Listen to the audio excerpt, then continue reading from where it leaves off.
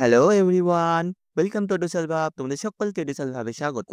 আজ আমরা সপ্তম শ্রেণীর পরিবেশ ও বিজ্ঞানের দ্বিতীয় সাবমেটিভের প্রথম স্কুলটি করব। তাহলে চলো শুরু করা যাক। আচ্ছা, সবার প্রথমে সকলের কাছে আমি ক্ষমা প্রার্থী। তার কারণ হচ্ছে আমি ২০ তারিখের পর থেকে ভিডিও দেওয়ার কথা বলেছি, দিতে পারিনি। তার কারণ আমার কম্পিউটারটা একটু খারাপ হয়ে গেছিল, বুঝলে? সেই জন্য একটু ঠিক করতে সময় লেগেছে। ঠিক করার পরেই আমি ভিডিও দেওয়া আরম্ভ করছি এখন। ঠিক আছে? চলো। তাহলে আর বেশি কথা না বলে এবার চলো শুরু করি। দেখো কি বলেছে?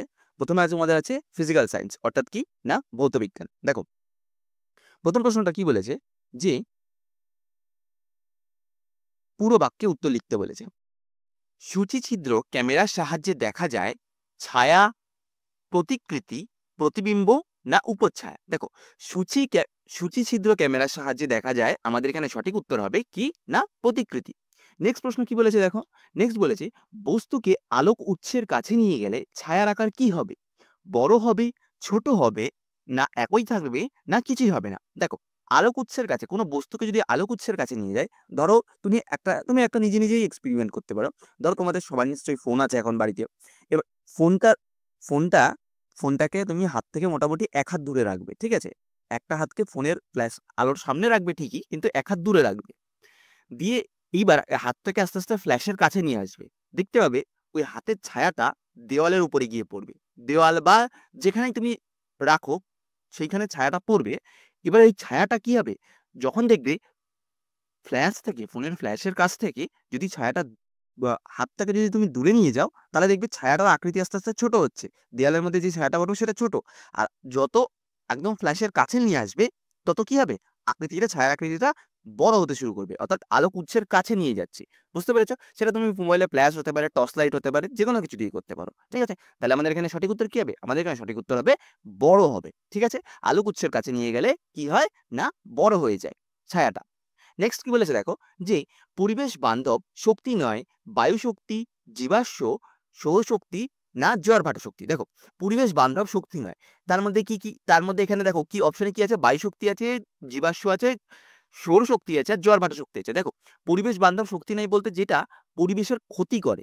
ঠিক আছে? এখানে বলেছে যেটা পরিবেশ বান্ধব শক্তি নয় মানে পরিবেশের ক্ষতি করছে। আর পরিবেশ বান্ধব মানে হচ্ছে যেটা পরিবেশের অনুকূল মানে পরিবেশের জন্য ভালো। ঠিক আছে? কিন্তু এখানে নয় যেহেতু বলেছে তার মানে নিশ্চয়ই ক্ষতি করে। কোনটা ক্ষতি করে? পরিবেশের জীবাশ্ম। ঠিক আছে? এখানে সঠিক উত্তর হবে জীবাশ্ম। তার কারণ এখানে অপশনটা তোমাদের হয়তো বইয়ের প্রিন্টিং এ শুধু জীবাশ্ম হতো না। হয়তো জীবাশ্ম জ্বালানি বা ফসিল ফুয়েল হতো। জীবাশ্ম জ্বালানি মানে কি বলতো? পেট্রোলিয়াম, কয়লা এগুলো কি? এগুলো একদিন শেষ হয়ে যাবে। এগুলো তো একদম আনলিমিটেড নয়। এগুলো একটা না একটা সময় শেষ হয়ে যাবে। সব কয়লা, পেট্রোলিয়াম। শুধু পড়ে থাকবে কি? বায়ু শক্তি, সৌরশক্তি, জোয়ার-ভাটা শক্তি এগুলো কোনদিনও শেষ হবে না। বুঝতে পেরেছ? আচ্ছা, নেক্সট প্রশ্ন কি বলেছে দেখো? যে আকাশের রামধনু আসলে সূর্যের সাদা আলোর সূর্যের সাদা আলোর ড্যাশ গঠনের প্রাকৃতিক ঘটনা। কি গঠনের প্রাকৃতিক ঘটনা? প্রতিফলনের, বিচ্ছুরণের, প্রতিসরণের না প্রতিবিম্বের? আকাশের রামধনুটা কিসের? না বিচ্ছুরণের। তাহলে আকাশের রামধনু আসলে সূর্যের সাদা আলোর বিচ্ছুরণের গঠনের প্রকৃত ঘটনা। ওকে? আচ্ছা, নেক্সট কি বলেছে দেখো? পশ্চিমবঙ্গে বায়ুকল দেখা যায় কোথায়? কলকাতাতে, দীঘাতে, বকখালিতে না জলপাইগুড়িতে? কোথায় দেখতে পাওয়া যায় পশ্চিমবঙ্গের বায়ুকল? দেখা যায় বকখালিতে। ওকে? নেক্সট প্রশ্ন কি বলেছে দেখো? যে শূন্যস্থান পূরণ করতে ইলেকট্রিক কলিং বেলে ড্যাশ চুম্বক ব্যবহার করা হয়? ইলেকট্রিক কলিং বেলে কি চুম্বক ব্যবহার করা হয়? না তড়িৎ চুম্বক। কি ব্যবহার করা হয়? না তড়িৎ চুম্বক। এই ফাঁকা জায়গাটায় কি লিখবে? তড়িৎ চুম্বক। নেক্সট কি বলেছে? সিনেমার পর্দার আলোয় ড্যাশ প্রতিফলন দেখা যায়। সিনেমার পর্দায় আলোয় কি প্রতিফলন দেখতে পাওয়া যায়? বিক্ষিপ্ত প্রতিফলন দেখতে পাওয়া যায়। কি প্রতিফলন? না বিক্ষিপ্ত প্রতিফলন। নেক্সট কি বলেছে? দুটি সমমেরুর চুম্বক পরস্পরকে কি করে? সমমেরুর চুম্বক পরস্পরকে বিকর্ষণ করে। অর্থাৎ কি বলতো? ধরো এ একটা দুটো চুম্বক রয়েছে। ধরো এ একটা চুম্বক আর এ একটা চুম্বক রয়েছে।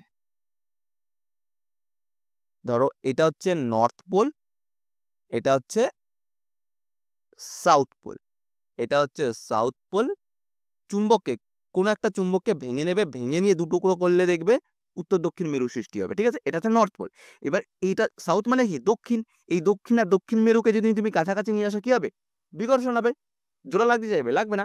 কিন্তু যদি তুমি এই উত্তর মেরুর সাথে দক্ষিণ মেরুকে লাগাও, দেখবে সাক করে আটকে যাবে দুটো। বুঝতে পেরেছ? তাহলে কি হবে? সমমেরু কি করে? এই সমান মেরুটা এই সমমেরুটা কি করবে? বিকর্ষণ করবে, জোড়া লাগবে না। আচ্ছা, নেক্সট কি বলেছে দেখো, পৃথিবীর সমস্ত শক্তির মূল উৎস হচ্ছে কি না সূর্য। পৃথিবীর সমস্ত শক্তির মূল উৎস হচ্ছে সূর্য। নেক্সট কি বলেছে, ফিউজ তার খুব ড্যাশ উষ্ণতায় গলে যায়। ফিউজ তার কোন উষ্ণতায় গলে যায়? ফিউজ তার কম উষ্ণতায় গলে যায়। এই জন্য তো শর্ট সার্কিটের হাত থেকে বাঁচায়। গলে যায় বলে কি হয়, বাড়িতে বর্তনীগুলোর মধ্যে দিয়ে তড়িৎ প্রবাহ হয় না, ফলে শর্ট সার্কিট হয়ে গিয়ে যাওয়ার পরে আর আগুন ধরে যাওয়ার সম্ভাবনা থাকে না, বলে না ফিউজ কেটে গেছে, সেরকম। আচ্ছা, নেক্সট কি বলেছে দেখো, যে নিচের প্রশ্নগুলির উত্তর অতি সংক্ষেপে লেখো। দেখো কি বলেছে, একটি চুম্বকের জ্যামিতিক দৈর্ঘ্য 0.5 মিটার হলে চুম্বকটির চুম্বক দৈর্ঘ্য কত হবে? দেখো বলে দিয়েছে জ্যামিতিক দৈর্ঘ্য, চুম্বকের জ্যামিতিক দৈর্ঘ্য বলে দিয়েছে 0.5 মিটার। এবার চুম্বক দৈর্ঘ্য বার করতে হবে। দেখো তোমরা একটা সূত্র জানো কি না, চুম্বকের দৈর্ঘ্য নির্ণয় করার সূত্র কি? চুম্বকের দৈর্ঘ্য নির্ণয় করার সূত্র হচ্ছে চুম্বকের জ্যামিতিক দৈর্ঘ্য গুণিত 0.86। এই চুম্বকের জ্যামিতিক দৈর্ঘ্য গুণিত 0.86, ব্যাস। তারপর বার করে ফেলবে।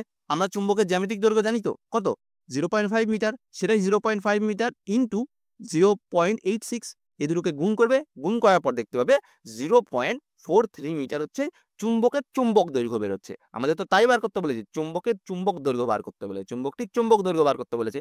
তাহলে চুম্বকের চুম্বক দৈর্ঘ্যটি হলো 0.43 মিটার। ওকে, আচ্ছা, নেক্সট কি বলেছে দেখো, যে দুটি সেল ব্যাটারিকে প্রতীক চিহ্নের সাহায্যে দেখো। দেখো সেল ব্যাটারিকে যদি তুমি প্রতীক চিহ্নের সাহায্যে দেখো তাহলে কেমন হবে? দুটো সেল ব্যাটারি, একটা হচ্ছে সেল ব্যাটারিকে যদি তুমি দুটো প্রতীক চিহ্নের সাহায্যে দেখো, এই একটা একটা হচ্ছে ব্যাটারি, দেখবে বর্তনীর মধ্যে থাকে এরকম, আর একটা হচ্ছে ছোট এরকম। এটা হচ্ছে পজিটিভ আর ছোটটা হচ্ছে নেগেটিভ। বড়টা হচ্ছে পজিটিভ, ছোটটা হচ্ছে নেগেটিভ। বুঝতে পেরেছো? তা একবার দেখে নাও, এই যে বর্তনীতে সেল ব্যাটারি যেটা আমি আঁকলাম সেটা হচ্ছে এইটা। ওকে, আচ্ছা, নেক্সট কি বলেছে দেখো, অভিসারী আলোক রশ্মিগুচ্ছ একটা রেখাচিত্রের সাহায্যে অঙ্কন করো। অভিসারী মানে কি? দেখো অভিসারী আলোক রশ্মিগুচ্ছ কথার অর্থ হলো মানে বিভিন্ন দিক থেকে আলো এসে একটা নির্দিষ্ট পয়েন্টে মিলবে, ঠিক আছে? দেখো আলোক রশ্মির দিকগুলো দেখো, প্রত্যেকটা আলোক রশ্মির দিকগুলো, এটা দেখো, এটা দেখো, এটা দেখো, এটা এটা এটা একটা নির্দিষ্ট পয়েন্টে গিয়ে মিলছে, এইটাকে বলে অভিসারী। আর অপসারী হলে কি হতো, একটা নির্দিষ্ট পয়েন্ট থেকে সব আলোগুলো বেরোতো। যেহেতু এটা অভিসারী বলেছে, এটা একটা নির্দিষ্ট পয়েন্টে গিয়ে মিলছে, তাহলে চিত্র কিরকম আঁকবে? এইরকম আঁকবে। বুঝতে পেরেছো? আচ্ছা, নেক্সট কি বলেছে, আয়নার সামনে দাঁড়ালে কি ধরনের প্রতিবিম্ব গঠিত হয়? আয়নার সামনে দাঁড়ালে কি ধরনের প্রতিবিম্ব গঠিত হয়? আয়নার সামনে দাঁড়ালে আকারে সমান ও সমশীর্ষ অর্থাৎ সোজা প্রতিবিম্ব গঠিত হয়। নেক্সট কি বলেছে দেখো, যে প্রাইমারি সেলে কোন শক্তি থেকে কোন শক্তি রূপান্তরিত হয়? দেখো প্রাইমারি সেলে রাসায়নিক শক্তি থেকে বৈদ্যুতিক বা তড়িৎ শক্তিতে রূপান্তরিত হয়। এই যে সেলের এই পজিটিভ থেকে একটা তার আর এই নেগেটিভ থেকে একটা তার গিয়ে বাল্বটা জ্বলবে, তাই তো? তাহলে প্রাইমারি সেলের রাসায়নিক শক্তি অর্থাৎ এই ব্যাটারির মধ্যে তো কেমিক্যাল চেঞ্জেস হয়, তারপরেই তো তোমার তড়িৎটা উৎপন্ন হচ্ছে, সেখান থেকে গিয়েই এটা তড়িৎ প্রবাহিত হয়ে বাল্বটাকে জ্বালাচ্ছে। সেই জন্য কি রাসায়নিক শক্তি থেকে বৈদ্যুতিক বা তড়িৎ শক্তিতে রূপান্তরিত হয়। নেক্সট কি বলেছে দেখো, যে চৌম্বক ক্ষেত্র কাকে বলে? আচ্ছা, কোন চুম্বকের চতুর্দিকে যে স্থান জুড়ে চুম্বকটির আকর্ষণ বা বিকর্ষণ ধর্ম কাজ করে তাকে ওই চুম্বকের চুম্বক ক্ষেত্র বলা হয়। অর্থাৎ কি দেখলাম, দেখো একটা চুম্বকের আশেপাশের এই যে এই সার্কেলগুলোর মধ্যে যে যখন আকর্ষণ করবে, সেই এইটুকুনি জায়গার মধ্যে তার আকর্ষণ বা বিকর্ষণ কাজ করবে, এইটুকুনি জায়গা হচ্ছে এই চুম্বকটার চুম্বক ক্ষেত্র। মানে এই রেঞ্জের মধ্যে থাকলে চুম্বকটা হয় আকর্ষণ করবে নয় বিকর্ষণ করবে। বাট যদি এইখানে থাকে কোনো জিনিস, করবে কিছু করবে না। তাহলে এই চুম্বকটার চুম্বক ক্ষেত্র কত দূর অবধি? এইটুকুনি অবধি। এইটাকে বলছে চৌম্বক ক্ষেত্র। আশা করি সবাই বুঝতে পেরেছো। নেক্সট কি বলেছে দেখো, যে নিয়মিত আর বিক্ষিপ্ত প্রতিফলনের মধ্যে তোমাকে পার্থক্য লিখতে বলেছে। দেখো কি আছে, প্রথমে এরকম বিষয় দেবে, পয়েন্ট করে লিখবে কিন্তু, ঠিক আছে? তোমরা সবাই বড় হয়েছো। বিষয়, নিয়মিত প্রতিফলন আর বিক্ষিপ্ত প্রতিফলন। প্রথমে কি সংজ্ঞা, কি না মসৃণ তলে যখন কোনো আলোর প্রতিফলন ঘটে সেই প্রতিফলনকে নিয়মিত প্রতিফলন বলে। অর্থাৎ মসৃণ তলের মধ্যে যেই যেই প্রতিফলন ঘটছে, অর্থাৎ এটা একটা তল, এটা হচ্ছে সমান তল, ঠিক আছে? এই সমান তলের মধ্যে আলোক রশ্মি এরকম ভাবে পড়ছে, এরকম ভাবে বেরিয়ে যাচ্ছে। আলোক রশ্মিটা পড়ে এরকম ভাবে, সরি, এটা এরকম ভাবে বেরিয়ে যাচ্ছে। এটা হচ্ছে নিয়মিত প্রতিফলন। আর বিক্ষিপ্ত প্রতিফলন কি? বিক্ষিপ্ত প্রতিফলন হচ্ছে ধরো একটা অমসৃণ তল, দেখো সংজ্ঞাটা বড়। অমসৃণ তলের আলোর প্রতিফলন হলে সেই প্রতিফলনকে বিক্ষিপ্ত প্রতিফলন বলে। এবার এইখানে ধরো এইটার উপরে আলো পড়েছে, ঠিক আছে? আলো পড়ে কি আছে? এটা সোজা না উঠে এরকম বেঁকে গেছে, এদিকে বেঁকে গেছে। ধরো এরকমভাবে আলোটা পড়েছে, এদিকে বেঁকে গেছে। এই আলোটা ধরো এখানে পড়েছিল, এদিকে চলে গেল। এগুলো হচ্ছে বিক্ষিপ্ত প্রতিফলন। এগুলোকে বলে কি না বিক্ষিপ্ত প্রতিফলন, মানে উল্টো পাল্টা দিকে যায়। এবার উদাহরণ কি? নিয়মিত প্রতিফলন হচ্ছে সমান। যেমন হচ্ছে তোমাদের বাড়িতে যে আয়নাগুলো আছে, আয়না, স্টিলের চকচকে বাটি, এগুলো হচ্ছে নিয়মিত প্রতিফলন। আর বিক্ষিপ্ত প্রতিফলনের উদাহরণ কি?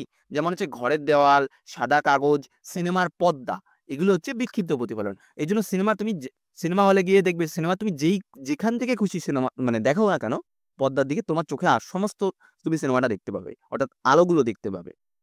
যদি সমান হতো একটা নির্দিষ্ট দিকেই দেখা যেত। এই জন্য সিনেমার পর্দাগুলোকে যে বিক্ষিপ্ত প্রতিফলন অর্থাৎ অমসৃণ করা হয়। আচ্ছা, তারপরে পয়েন্ট কি না প্রতিসৃত রশ্মিগুচ্ছের অভিমুখ। প্রতিফলিত রশ্মিগুলো একটি নির্দিষ্ট দিকে যায়। দেখো এখান থেকে আলোক রশ্মিটা পড়ছে, একটা নির্দিষ্ট দিকেই যাচ্ছে। ধরো এই রশ্মিটা এখানে পড়লো, এটা এরম ভাবে এদিকেই যাবে। এই এই আলোক রশ্মিটা এদিকে গেল, এই আলোক রশ্মিটা এদিকে গেল, একটা নির্দিষ্ট দিকে যায়। আর বিক্ষিপ্ত প্রতিফলনে কি হয়? প্রতিফলিত রশ্মিগুলো বিভিন্ন দিকে ছড়িয়ে পড়ে। এই আলোটা দেখো এখান থেকে পড়ে এদিকে গেছে, এই আলোটা পড়ে এদিকে যাওয়ার কথা ছিল, কি হলো? এদিকে ঘুরে গেল। মানে বিক্ষিপ্ত পরিমাণে এলোমেলো যায় আলোগুলো। আর প্রতিবিম্বের গঠন কি আছে? প্রতিবিম্বের গঠনের মধ্যে উৎসের প্রতিবিম্ব গঠিত হয়, মানে এটার প্রতিবিম্ব গঠিত হয়, আর উৎসের কোনো প্রতিবিম্ব গঠন হয় না। আচ্ছা, নেক্সট কি বলেছে দেখো, যে চুম্বক চুম্বক চুম্বকত্বকে পদার্থের ভৌত ধর্ম বলা হয় কেন? দেখো চুম্বক পদার্থকে সহজেই ঘর্ষণের মাধ্যমে বা তড়িৎ প্রবাহ চালনা করে চুম্বকে পরিণত করা যায়। একইভাবে তাপ প্রয়োগে বা আঘাতের ফলে সেই চুম্বক পদার্থকে বিচুম্বকিত করা হয়। অর্থাৎ তুমি কোনো চুম্বকের মধ্যে দিয়ে কারেন্ট প্রবাহ করছো বা ঘষছো, কি হবে? ঘষলে কি হবে? সেটা চুম্বকে পরিণত হবে।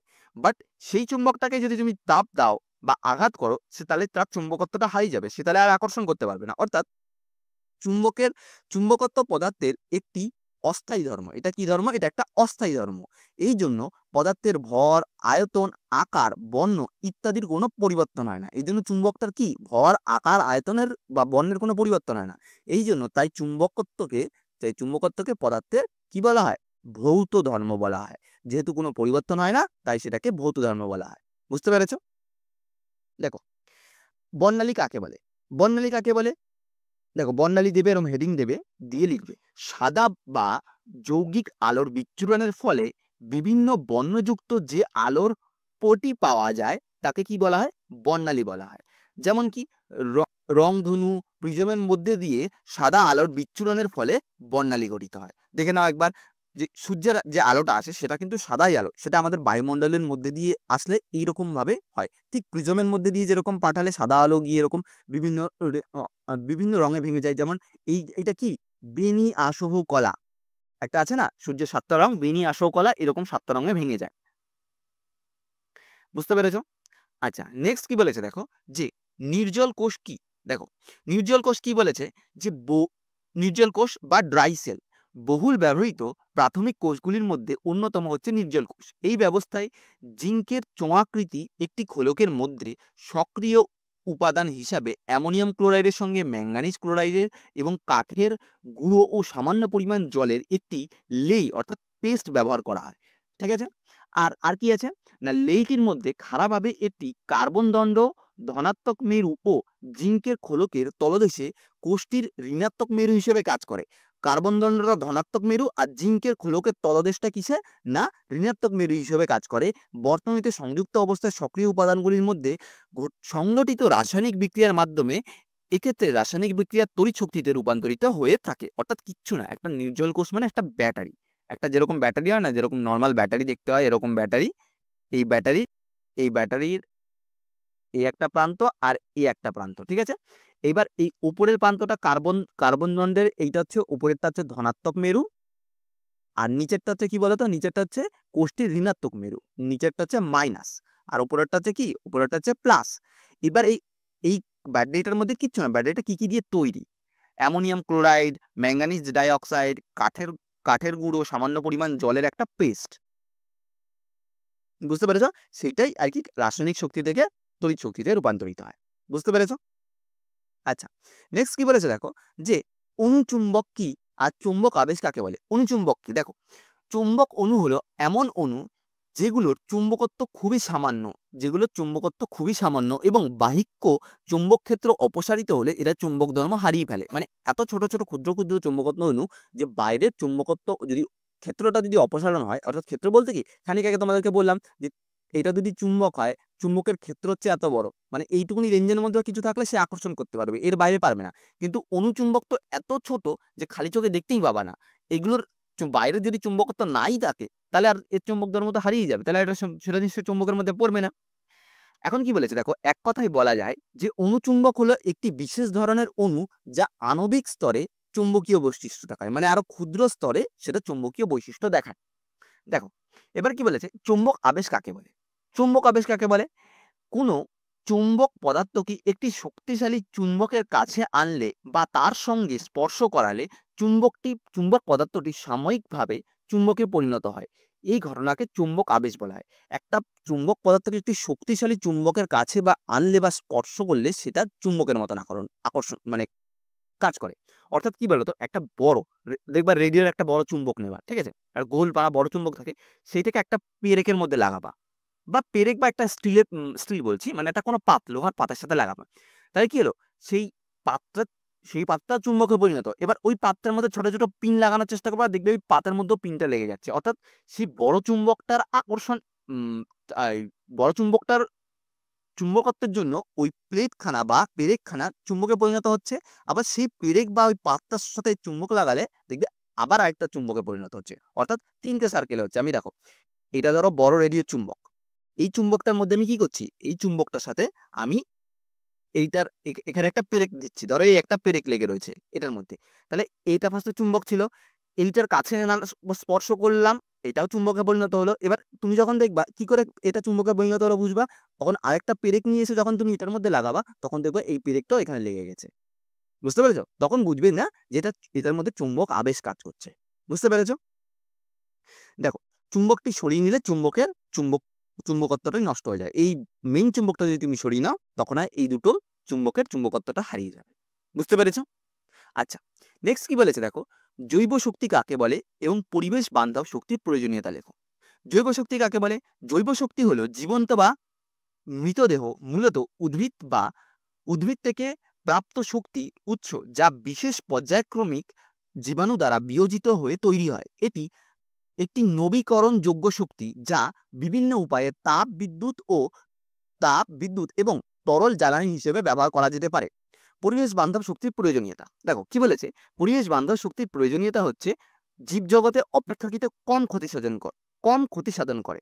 পরিবেশ বান্ধব শক্তি কি করে না, কম ক্ষতি সাধন করে। আর কি আছে, এই শক্তি শেষ হয়ে যাওয়ার সম্ভাবনা প্রায় নেই বললেই চলে। আর কি আছে, পরিবেশ বান্ধব শক্তি সহজলভ্য। আর কি না, অপ্রচলিত শক্তি।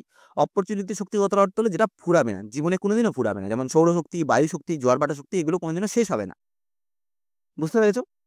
আচ্ছা, নেক্সট কি বলেছে দেখো, যে লঘু মাধ্যম থেকে ঘনমাধ্যম এবং ঘনমাধ্যম থেকে লঘু মাধ্যমে আলোক রশ্মির প্রতিসরণের ঘটনা একটা চিত্রের মাধ্যমে দেখাতে বলেছে। দেখো কি বলেছে, লঘু মাধ্যম থেকে ঘনমাধ্যমে আলোক রশ্মির প্রতিসরণ। আলোক রশ্মি লঘু মাধ্যম থেকে ঘনমাধ্যমে প্রবেশ করালে প্রতিসৃত রশ্মির অবিলম্বের কাছে সরে যায়। আর কি হয়, আপাতন প্রতিসরণ কোণ অপেক্ষা বড় হয়। দেখো, এই যে এইটা হচ্ছে লঘু মাধ্যম, অর্থাৎ বায়ু হচ্ছে লঘু মাধ্যম, এখান থেকে কাঁচের মধ্যে ঢুকছে। এইটা যখন এই দিকে ঢুকছে, অর্থাৎ কি না, এটা হচ্ছে আপাতন কোণ। এটা কিসে অবিলম্বের সাথে কিসে আছে, আপাতন কোণে। এই আইটা হচ্ছে আপাতন কোণ, যেদিক থেকে আলো সবসময় মনে রাখবে, সে ঘনমাধ্যম থেকে লঘু মাধ্যমে ঢুকুক আর লঘু মাধ্যম থেকে ঘনমাধ্যমে ঢুকুক, যেদিক থেকে আলো ঢুকবে সেইটা হচ্ছে প্রতিসরণ কোণের মান। আলো ঢুকবে, এখন ঘনমাধ্যম থেকে এইখান থেকে আলোটা ঢুকছে, অর্থাৎ লঘু মাধ্যম থেকে ঘনমাধ্যমে আলো ঢুকছে। অর্থাৎ কি হচ্ছে, এই এখানে এটা কি কোণ, এটা হচ্ছে আপাতন কোণ। ঠিক আছে, এই আপাতন কোণটা কি হচ্ছে, প্রতিষ্ঠিত প্রতিষ্ঠিত আপাতন কোণটা যখন এই কাচের মধ্যে পড়ছে, তখন এই যে এই আলোক রশ্মিটা দেখতে পাচ্ছ, এই আলোক রশ্মিটা অবিলম্বের কাছে সরে যাচ্ছে। এইটা ধরো যদি অবিলম্ব হয়, এই আলোটা যখন বাইরে থেকে পড়ছে, তখন এই আর এর মানটা, অর্থাৎ এই কোণের মানটা এই স্টিকের আরো কাছে চলে যাচ্ছে। বুঝলা, মানে এটা যতটা দূর থেকে পড়ছিল সেটা, এটা ধরো এটার ডিস্টেন্স বেশি, কিন্তু যখন কাঁচের মধ্যে দিয়ে যাচ্ছে তখন দেখবে এটার কাছে চলে এসছে। বুঝতে পেরেছো? যেমন অর্থাৎ তখন কি হচ্ছে, তখন এই যে আপাতন কোণ, এই আয়ের মানটা এই প্রতিসরণ কোণ এর থেকে এটা বড়, অর্থাৎ আয়ের মানটা, এই আপাতন কোণের মানটা প্রতিসরণ কোণের থেকে বড়। প্রতিসরণ কোণ কি? প্রতিসরণ কোণ হচ্ছে আর। বুঝতে পেরেছো? এটা হচ্ছে যখন লঘু মাধ্যম থেকে ঘন মাধ্যম হচ্ছে। বেশি না, এই দুটো লাইন লিখবে আর এই ছবিটা আঁকবে। আর কি আছে? আর আছে ঘন মাধ্যম থেকে লঘু মাধ্যম। ঘন মাধ্যম থেকে লঘু মাধ্যম কি? যখন আলোক রশ্মি ঘন মাধ্যম থেকে লঘু মাধ্যমে আসে তখন প্রতিসৃত রশ্মি অবিলম্বের থেকে দূরে সরে যায়। দেখো এখানে আপাতন কোণ হচ্ছে এটা। আমি আগেই বললাম যে আলো যেদিক থেকেই যাক সেদিক থেকে হচ্ছে আপাতন কোণের স্টার্টিং। এই যে আপাতন কোণ হলো, এই আপাতন কোণটা এই যখন ভেতর থেকে যাচ্ছে তখন এটা অবিলম্ব থেকে যখন বাইরে যাচ্ছে তখন বাইরের অবিলম্ব থেকে দেখো এইটার অবিলম্বের কাছে আছে, কিন্তু যখন এইটার বাইরে যাচ্ছে তখন আর এর মানটা বেড়ে যাচ্ছে। তখন এখানে কি হচ্ছে? এখানে আর এর মানটা বড়, অর্থাৎ প্রতিসৃত কোণের মান বড়, আর আপাতন কোণের মান হচ্ছে ছোট। এই যে আপাতন কোণ প্রতিসৃত কোণের থেকে ছোট হয়। বুঝতে পেরেছো? এইটা হচ্ছে আপাতন কোণ, এটা হচ্ছে প্রতিসৃত কোণ বা প্রতিসরণ কোণ। বুঝতে পেরেছো? আচ্ছা, নেক্সট কি বলেছে দেখো, যে একটা বদ্ধ বর্তনীর রেখাচিত্র অঙ্কন করো যেখানে একটি ব্যাটারি আর বৈদ্যুতিক বাতি বা একটি সুইচ বা তার আছে। দেখো আঁকবে এরকম ভাবে, এটা হচ্ছে ব্যাটারি, ব্যাটারির সাথে এখানে হচ্ছে ব্যাটারি, এটা হচ্ছে ব্যাটারি, এটা হচ্ছে বাল্ব, আর এটা হচ্ছে তার, আর এটা হচ্ছে সুইচ। এটা হচ্ছে সুইচটা বন্ধ অবস্থা রয়েছে। এই সুইচটাকে যদি তুমি এই জিনিসটাকেই যদি তুমি এইটার কাছে নিয়ে আসতে এরকম, তার মানে বর্তনীটা চালু হয়ে গেছে। বুঝতে পেরেছো? এটা এখন বন্ধ রয়েছে বর্তনীটা। যে কোনো একটা আঁকলেই হবে এরকম। নেক্সট কি বলেছে দেখো, যে ফিউজ তার কি? বর্তনীতে এটি কেন ব্যবহার করা হয়? ফিউজ তার কি? দেখো বৈদ্যুতিক লাইনে চীনামাটির হোল্ডারে নিম্ন গলনাঙ্কের কিন্তু উচ্চ রোধ সম্পন্ন একটি পরিবাহী তার রাখা হয়। একে কি বলা হয়? একে বলা হয় ফিউজ তার বলা হয়। এটি সীসা ও টিনের সংকর ধাতু দ্বারা তৈরি। এর মধ্যে দিয়ে তড়িৎ বর্তনী প্রবেশ করে। বৈদ্যুতিক সার্কিটে ফিউজ তারের মধ্যে দিয়ে তড়িৎ সার্কিট প্রবেশ করলে ফিউজ তার খুব কম উষ্ণতাতেই গলে যায়। ফলে কোনো কারণে খুব বেশি তড়িৎ এসে পড়লে ফিউজ তারটি উত্তপ্ত হয়ে গলে যায় এবং বর্তনীর তড়িৎ প্রবাহ বন্ধ হয়। এতে বৈদ্যুতিক সার্কিট ও বিভিন্ন দামি বৈদ্যুতিক সরঞ্জামগুলি ক্ষতিগ্রস্ত হওয়া থেকে রক্ষা পায়। এই জন্য বর্তনীতে ফিউজ তার ব্যবহার করা হয়। বুঝতে পেরেছো যে কেন ব্যবহার করা হয়? যাতে শর্ট সার্কিট হয়ে গেলে কি হবে? ওই তারটা গলে যাবে, যাতে আগুন ধরা বা পুড়ে যাওয়ার কোনো সম্ভাবনা না থাকে অন্য কিছু। বুঝতে পেরেছো? দেখে নাও একবার, এইটা হয় ফিউজ, আর এইটার মধ্যে লাগানো থাকে এরকম একটা সিঙ্গেল তার। এটার মধ্যে লাগানো থাকে এরকম তার একখানা, ফিউজ তার বলে। এই যে এইগুলো হচ্ছে ফিউজ তার। ওকে, আচ্ছা নেক্সট কি বলেছে? এলইডি কি আর এলইডি ব্যবহারের সুবিধাগুলো লিখতে বলেছে। দেখো এলইডি কি? এলইডি হচ্ছে লাইট এমিটিং ডায়োড, বিশেষভাবে তৈরি এমন একটি ইলেকট্রনিক বস্তু যা সামান্য তড়িতেই আলো দেয়। এর ধনাত্মক প্রান্তটি বড় আর ঋণাত্মক প্রান্তটি হচ্ছে ছোট। এতে কোনো ফিলামেন্ট থাকে না। এলইডিতে কোনো ফিলামেন্ট থাকে না। এলইডি ব্যবহারের সুবিধাগুলো কি কি? এলইডি সামান্য তড়িতেই আলো দেয়, ফলস্বরূপ ওই সামান্য পরিমাণ তড়িৎ আলোক শক্তিতে কিসে রূপান্তরিত হচ্ছে? আলোক শক্তিতে হচ্ছে। অনেকদিন পর্যন্ত ব্যবহার করা যেতে পারে, প্রায় কত 20 বছর পর্যন্ত। আর কি এতে কোনো ফিলামেন্ট থাকে না, ফলে সাধারণ বাল্বের মতন এটা ফিলামেন্ট নষ্ট হয়ে যাওয়ার কোনো ভয় নেই, তবে খারাপ হয়ে যায়। 20 বছর চলে নাকি আমি জানি না, বাট 20 বছর চলে না। দেখো বাজারে নানা রঙের আলোক নিঃসরণকারী এলইডি পাওয়া যায়। আচ্ছা, আমরা লাইফ সায়েন্সে চলে এসেছি এবার, অর্থাৎ জীববিজ্ঞান। চলো আমরা এবার প্রশ্নগুলো দেখে নিই। দেখো কি বলেছে, নিম্নলিখিত প্রশ্নগুলোর যথাযথ উত্তর দিতে বলেছে। কি বলেছে? যে পত্রফলকের একটি কাজ লেখো। পত্রফলকের একটা কাজ লিখতে বলেছে। দেখো পত্রফলকের একটি কাজ হলো পত্রফলককে ক্লোরিন থাকায় খাদ্য তৈরি করতে পারে। পত্রফলকের মধ্যে ক্লোরোফিল থাকায় কি না খাদ্য তৈরি করতে পারে। তাই পাতাকে কি বলা হয়? তাই পাতাকে গাছের রান্নাঘর বলা হয়। আচ্ছা নেক্সট প্রশ্ন কি বলেছে দেখো, জেকবসন্স অর্গ্যান কোন প্রাণীর বিশেষ অঙ্গ এবং কেন? জেকবসন্সকে অর্গ্যানকে কোন প্রাণীর বিশেষ অঙ্গ? দেখো জেকবসন্স অর্গ্যান হচ্ছে কার অঙ্গ? না সাপের বিশেষ অঙ্গ। এটাকে কেন বলা হচ্ছে? দেখো সাপ জীব বের করলে বাতাসে ভেসে থাকা বিভিন্ন উদ্বায়ী যৌগের অণুজীবে আটকে যায়। এরপর সাপ মুখের মধ্যে তালুতে থাকা জেকবসন্স অর্গ্যান নামক বিশেষ অঙ্গে জীবটা ঠেকায় এবং সেই অণুগুলি সাপের মস্তিষ্কে উদ্দীপনা সৃষ্টি করে। এর ফলে সাপ তার চারপাশের পরিবেশ সম্পর্কে বুঝতে পারে। এই কারণে সাপ বারে বারে জিভ বার করে। আচ্ছা একবার দেখে নাও, এই যে এইটা হচ্ছে কি না, জেকবসন অর্গান। ঠিক আছে? আচ্ছা, তোমরা যদি এক কথায় লিখতে যাও তাহলে এমন ভাবে লিখবে যে সাপ আশেপাশের উদ্দীপনা, মানে আশেপাশে যা রয়েছে সেই জিনিসটাকে বোঝার জন্য এই জেকবসন অর্গানটা ব্যবহার করে। বুঝতে পেরেছো? এটা হচ্ছে কিভাবে ব্যবহার করে, আমি এখানে লিখে দিচ্ছি কিভাবে ব্যবহার করে। তোমরা যদি এক কথায় লিখতে যাও এটাই লিখবে যে এই জেকবসন অর্গানের মাধ্যমে সাপ বুঝতে পারে পরিবেশের আশেপাশে কি রয়েছে। বুঝতে পেরেছো?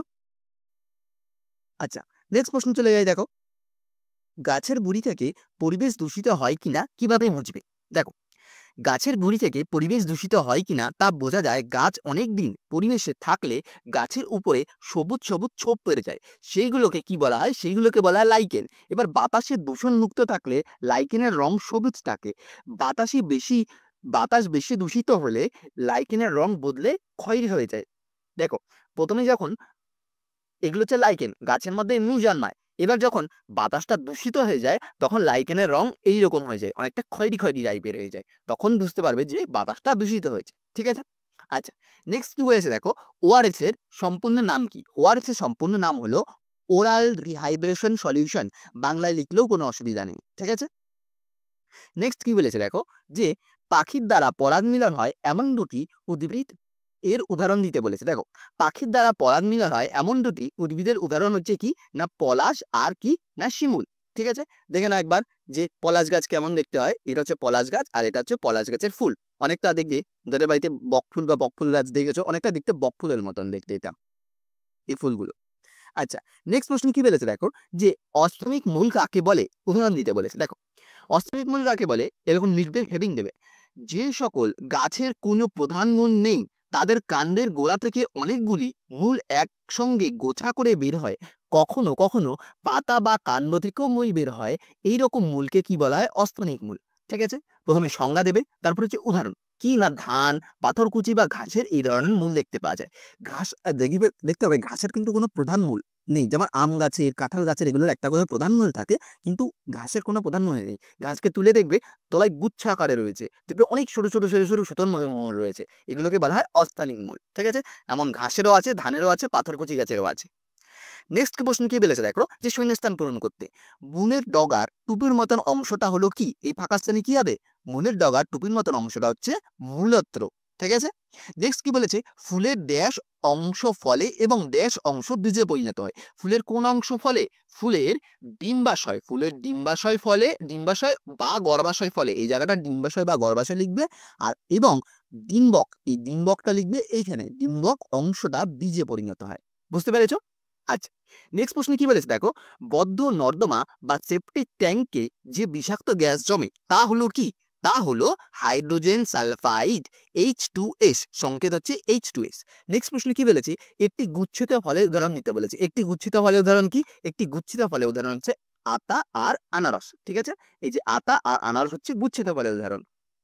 নেক্সট প্রশ্ন কি বলেছে দেখো, মানুষের জন্য উপকারী এমন একটি পোকার নাম হলো কি? মানুষের জন্য উপকারী এমন একটি পোকা হচ্ছে, আমি দুটো দিয়ে দিয়েছি, একটা হচ্ছে রেশম মথ আর একটা হচ্ছে কি, মৌমাছি। নেক্সট প্রশ্ন কি বলেছে দেখো, পতঙ্গের দেহে উপস্থিত নাইট্রোজেন ঘটিত উপাদান সংগ্রহ করে ড্যাশ পাতা। দেখো, পতঙ্গের দেহস্থিত নাইট্রোজেন ঘটিত উপাদান সংগ্রহ করে ড্যাশ পাতা। কোন গাছের পাতা?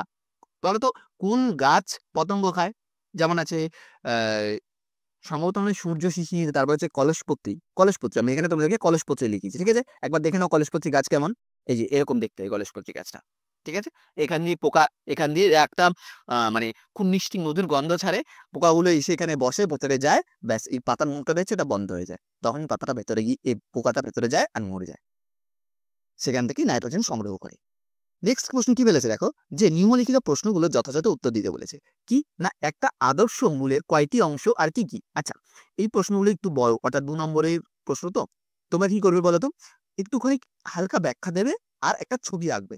ঠিক আছে? ছবি আঁকলে কি বলতো, ছবি আঁকলে সে বলবে যে না ছেলেটা জানে, দিয়ে দেবে। এই জীবন বিজ্ঞান আর ভূগোল, এই দুটো জিনিসে সবসময় মনে রাখবে ছবি দেওয়ার চেষ্টা করবে। 2 নম্বর থেকে স্টার্ট হবে ছবি দেওয়া, 2 নম্বর, 3 নম্বর, 4 নম্বর, যদি ছবি দেওয়ার মতন হয় তবেই দেবে।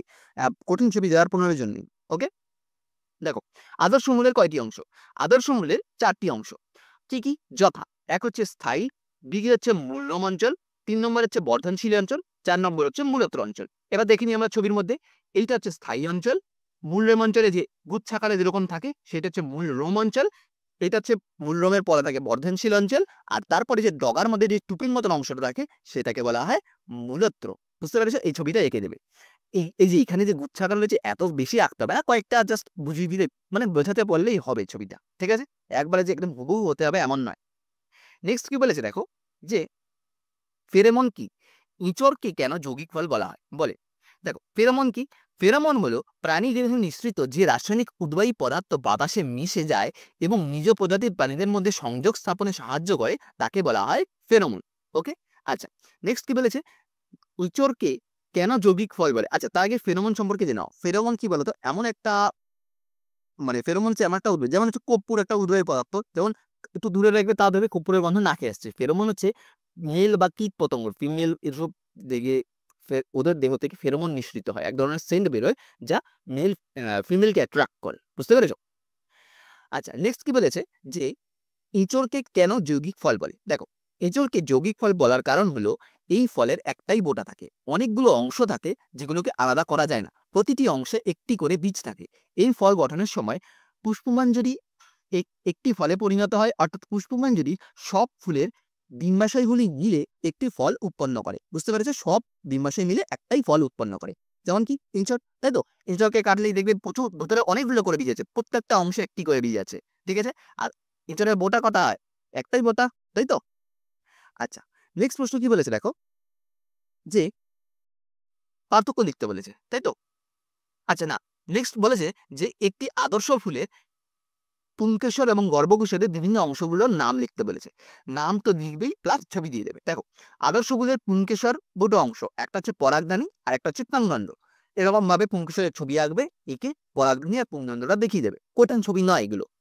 আরেকটা কি বলেছে, যে একটি আদর্শ ফুলের গর্ভকিশোরের হচ্ছে তিনটি অংশ, কি কি? গর্ভমুণ্ড, গর্ভদণ্ড আর হচ্ছে ডিম্বাশয়। দেখে নাও একবার, এটাকে বলা হচ্ছে গর্ভমুণ্ড, এইটা এখান থেকে এত দূর হচ্ছে গর্ভদণ্ড, আর এই টুকনি সার্কেলের মধ্যে হচ্ছে ডিম্বাশয়। বুঝতে পেরেছো?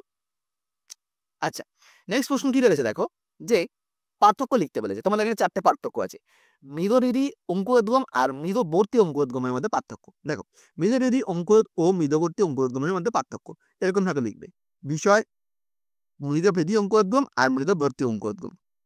প্রকৃতি, বিষয় কি রয়েছে, বীজের বীজপত্রে মাটির মধ্যে থাকে আর বীজের বীজপত্র মাটির উপরে উঠে আসে। বীজপত্রাদির কাণ্ডের বৃদ্ধি, বীজপত্রাব কাণ্ড অপেক্ষা বীজপত্রাদি কাণ্ড দ্রুত বৃদ্ধি পায়। দেখো ভালো করে লক্ষ্য করবে, এটা বীজপত্রাব আর এটা বীজপত্রাদি। আর মৃদবর্তী অঙ্কুরোদ্গমে কি হয়, বীজপত্রাদি কাণ্ড অপেক্ষা বীজপত্রাব কাণ্ড দ্রুত বৃদ্ধি পায়। দুটো কিন্তু আলাদা, ডিফারেন্স, বুঝে যাওয়ার সম্ভাবনা আছে, ভালো করে দেখবে কিন্তু। আর বীজত্বকের পরিণতি কি, বীজপত্র থেকে বীজত্বক খসে পড়ে না, এখানে বীজপত্র থেকে বীজত্বক খসে পড়ে না, আর বীজপত্র থেকে বীজত্বক খসে পড়ে মৃদবর্তীতে।